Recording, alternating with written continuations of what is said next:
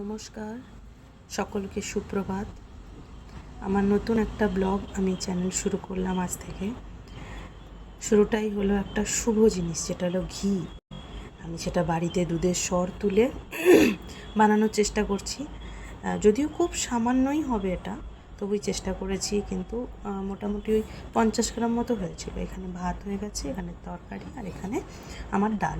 সব কিছু রেডি হয়ে গেছে। দুপুরবেলা এবার খেতে বসবো আমরা সবাই। আর এই যে আমার রাজপুত্র খেলা করছে, সব সময় পড়ে যাচ্ছে, নাহলে কিছু একটা সে করতেই আছে। যাই হোক, এরপর আমরা খাওয়া দাওয়া করে নিলাম, তখন আর ভিডিওটা করা হয়নি। আর তারপরে বিকালবেলা হলো, যখন গেলাম একটু সবজি বাজার আনতে। এখানে সবজি বাজারটা বিকালে বেশ ভালোই বসে, যা যা লাগতো আর কি।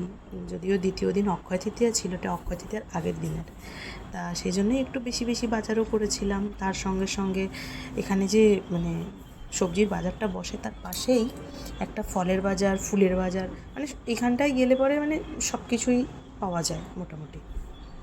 তো যখন একদম দূরে একটা ভালো বাজার আছে, সেখানে যেতে পারে না, তখন এখানেই চলে যায়।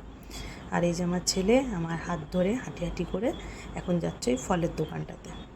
ওই ফলের দোকানের কাকুটা খুব ভালো, ও গেলে পরেই ওকে কিছু না কিছু একটা খেতে দেয়ই দেয়। কিন্তু আমি খুব রাগ করি, অভ্যাসটা খারাপ হয়ে যাবে না। ও তো বোঝে না, না একটা সময় পরে ও যখন এরকম বদমাইশি করবে, তখন কি আর ও ভালোবাসবে ওকে?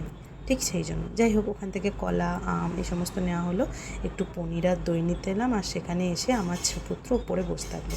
এটাই ছিল আজকে সারাদিনের